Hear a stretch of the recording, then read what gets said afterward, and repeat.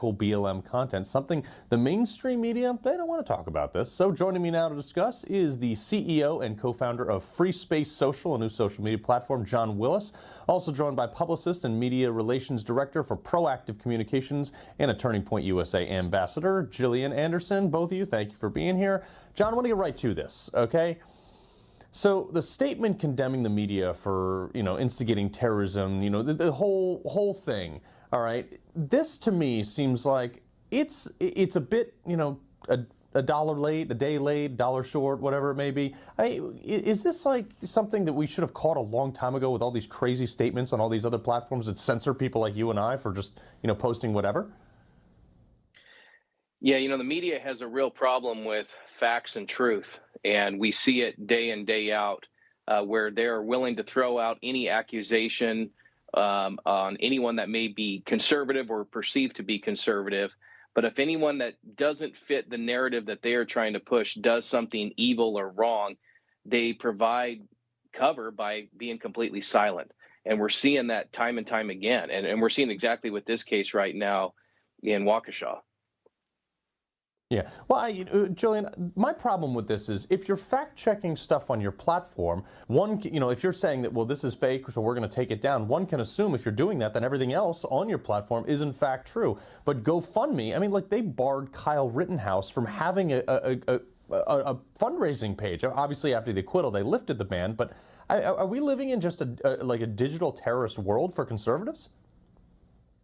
It's really dangerous to be conservative outside of platforms like FreeSpace, which is great.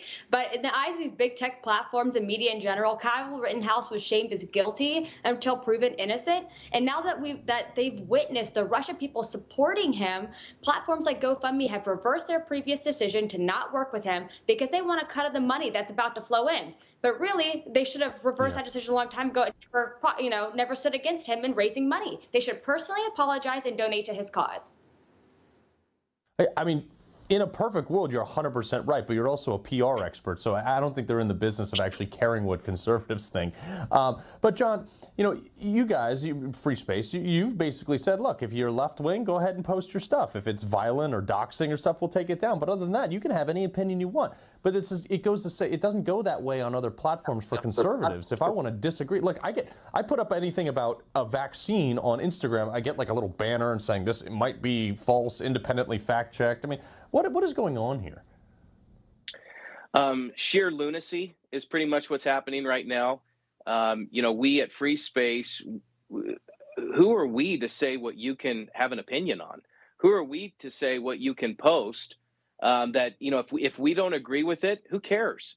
That's not our role as a platform to police people's opinions and people's posts. So long as they're not posting anything illegal or pornographic, we don't care what people post. It's a real elitist type of mindset when you try to come in here and control thought on a mass scale. And if it doesn't fit some agenda or some biased propaganda that's being promulgated by the media, then they'll shut it down. And Carl, you've seen it. Jillian, you've seen it. I know I've sure seen it with the deplatforming, the demonetization, the shadow banning, everything that's been happening on big tech platforms. People are just absolutely sick of it, and they're looking for alternatives. They want to have a voice. They want to be able to voice their opinions. And big tech is saying, we don't care about your opinion. If you don't agree with us, you're silenced.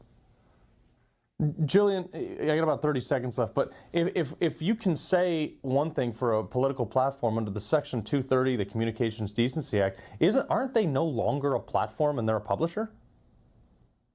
There's so much debate of the section of 230. I think we could all agree that it definitely needs to be,